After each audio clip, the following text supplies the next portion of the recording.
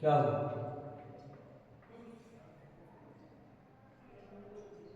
हाँ हाँ जरूर।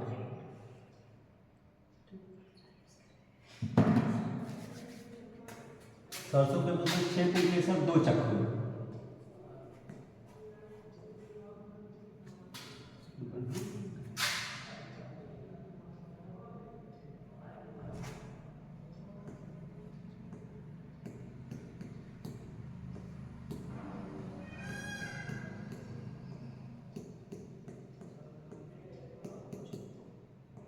2 चक्रों में लगे होते हैं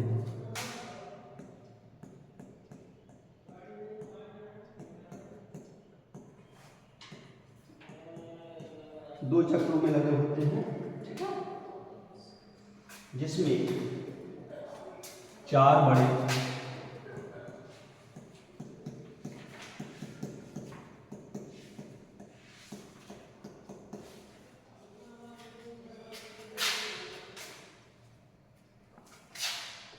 4 बड़े एवं 2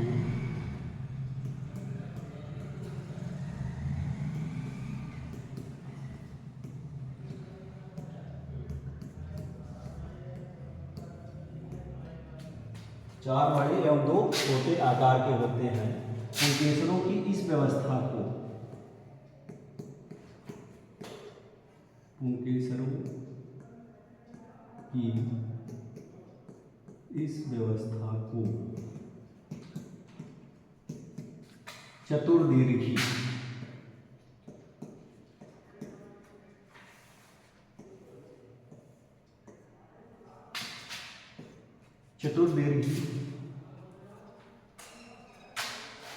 व्यवस्था कहते हैं, पुंकेसर कहते हैं।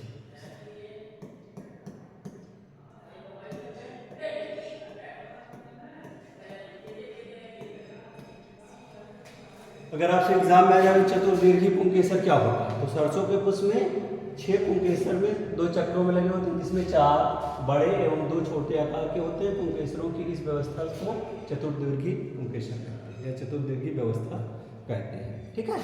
पुंकेसर के भाग, पुंकेसर के कितने भाग होते हैं? 2 भाग होते हैं।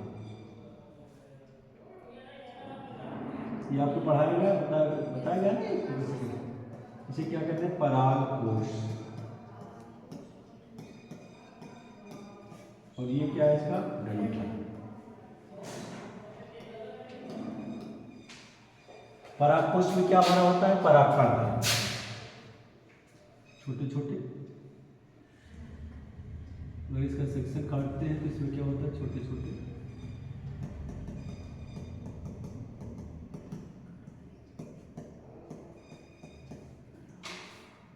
परागकण। परागकण को नर युग्मक कोशिका भी बोलते हैं या नर युग्मक भी बोलते हैं। परागकण बोलिए या क्या बोलिए? नर युग्मक, ठीक। इसका चौथा चक्र स्त्रीकेशन।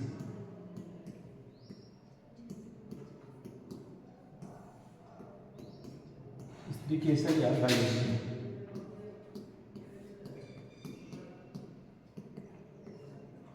गाइनेशियम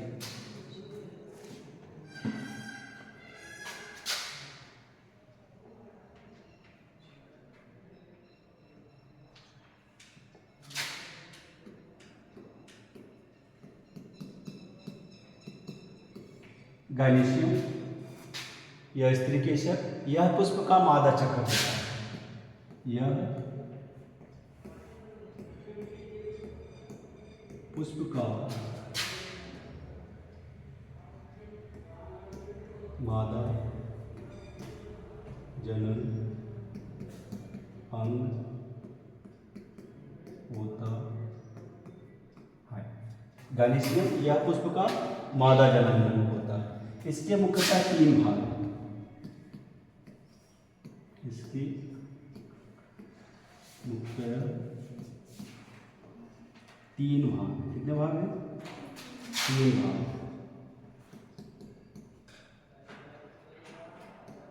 नंबर 1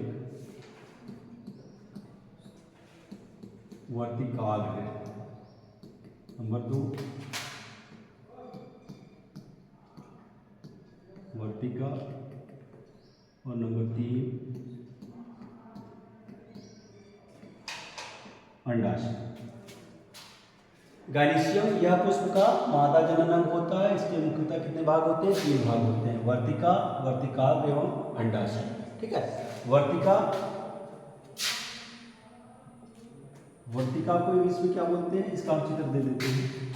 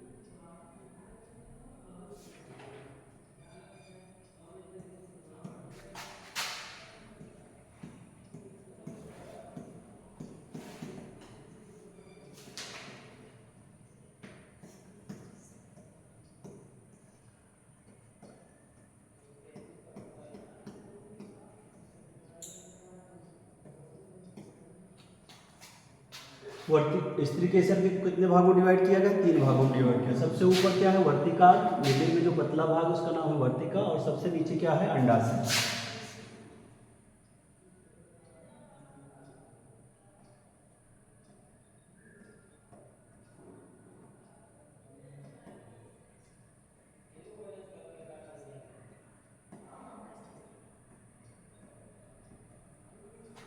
अंडाशय ही 8 कोश की संरचना होती है, और जिसमें सबसे ऊपर एंटीपोडल सेल या प्रतिव्यासंत कोशिकाएं, प्रतिव्यासंत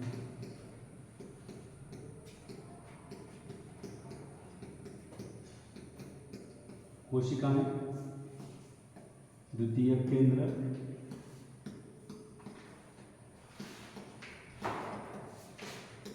और नीचे सहायक कोशिकाएं, और यहाँ मिडिल में क्या होता है? अंड कोशिका।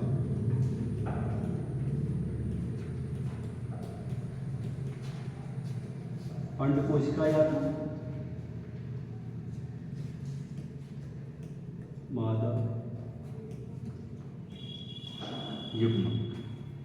ठीक, ये पुष्प के आपको सभी भागों का डिटेल अध्ययन होगा।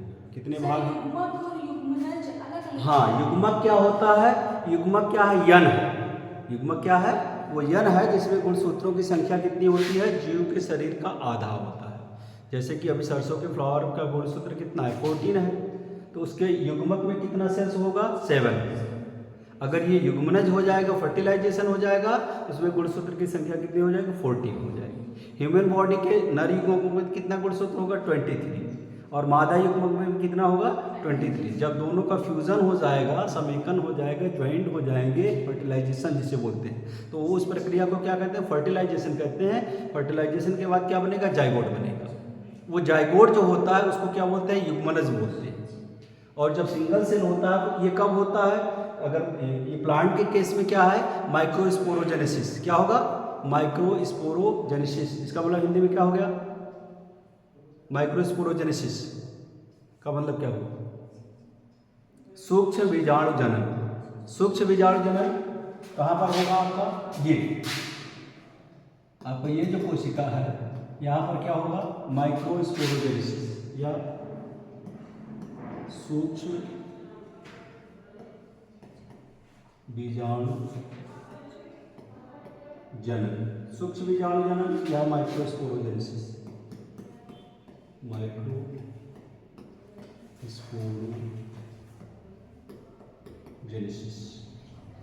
माइक्रोस्पोरोजेनेसिस में क्या बनेगा? थोड़ा सा इसको नीचे कर लीजिए। माइक्रोस्पोरोजेनेसिस में आपकी ये बनेगी,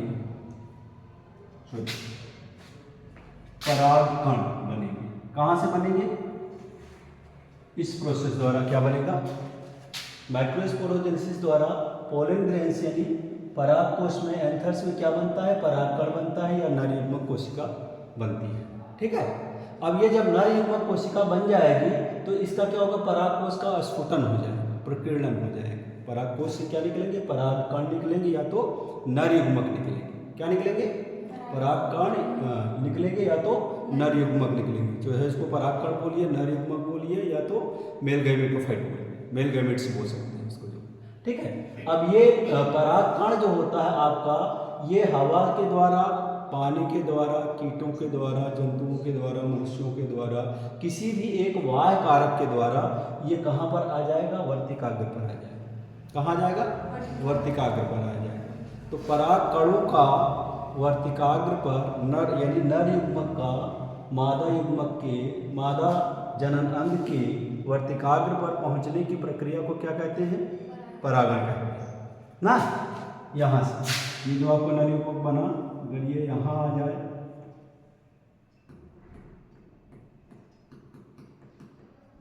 ये जो आपकी वर्तिकाग्र है, ये भी क्या है, पोलन ग्रेन्स, परागकण, या इसको नर युग्मक बोलिए। और इस प्रोसेस को क्या बोलेंगे, परागण, पोलिनेशन।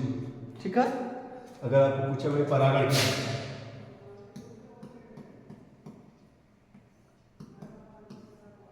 नर युग्मक का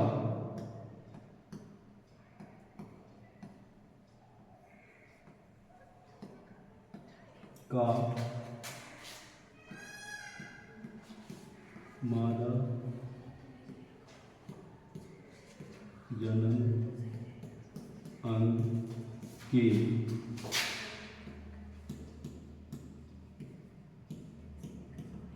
वर्तिकाल पर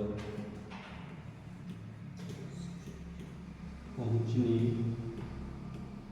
की क्रिया को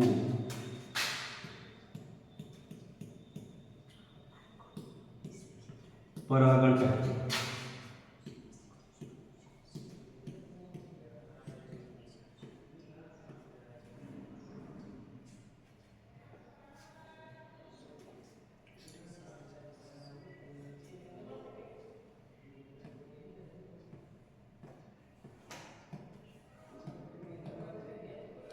परागण क्या होता है, नर युग्मक का मादा जनन अंग के वर्तिकाग्र पर पहुंचने की क्रिया को क्या कहते हैं, परागण कहते हैं। परागण समझ गया, परागण किसे कहते हैं, नर युग्मक का मादा जनन अंग के वर्तिकाग्र पर पहुंचने की क्रिया को क्या कहते हैं, परागण कहते हैं। ठीक है, और अब ये परागण नर युग्मक किस प्रक्रिया द्वारा बनेगा, नर युग्मक किस प्रक्रिया द्वारा बनेगा, एंथर्स में, परागकोश में, सूक्ष्म बीजाणु जनन या माइक्रोस्पोरोजेनेसिस, एम ना, माइक्रोस्पोरोजेनेसिस द्वारा, MSG द्वारा क्या बन जाएगा आपका, पोलन ग्रेन्स बन जाएंगे, नर युग्मक बन जाएंगे, नर गैमेट बन जाएंगे। ठीक है, वो कहाँ पर आएंगे और किस प्रक्रिया द्वारा आएंगे, वो परागण प्रक्रिया द्वारा। जो नर युग्मक का मादा युग्मक के वर्तिकाग्र पर पहुंचने की प्रक्रिया को क्या कहते हैं, परागण कहते हैं। ठीक है, परागण कितने प्रकार का होता है, परागण मुख्यतः दो प्रकार का होता है। ठीक है, एक स्वपरागण और दूसरा परपरागण।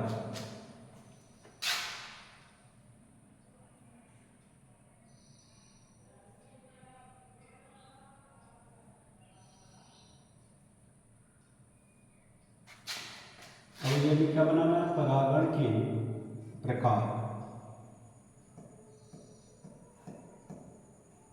परागण के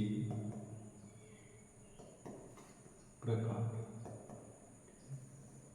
परागण मुख्यतः कितने प्रकार का होता है, दो प्रकार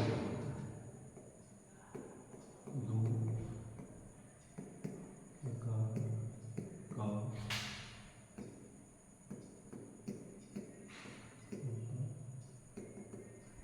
क्या दो प्रकार का होता है, परागण मुख्यतः दो प्रकार का होता है। नंबर एक क्या होता है, स्वपरागण,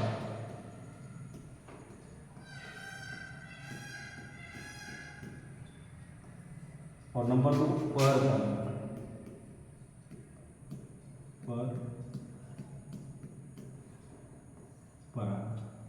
ठीक है। स्वपरागण की प्रक्रिया क्या होती है?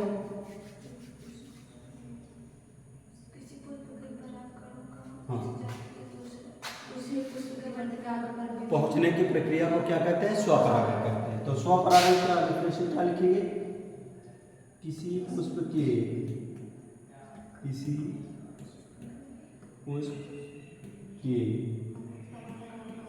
परागकणों का उसी पुष्प के या उसी जाति के पुष्प, है ना। अब उसी पुष्प माने तो उसी जाति का होगा, उसी पुष्प लिख देंगे, ज्यादा बेहतर है। उसी पुष्प के वर्तिकाग्र, ठीक है, तक पहुंचने की प्रक्रिया को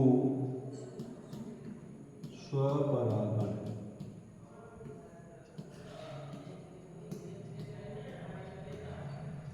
कहते हैं, ठीक है।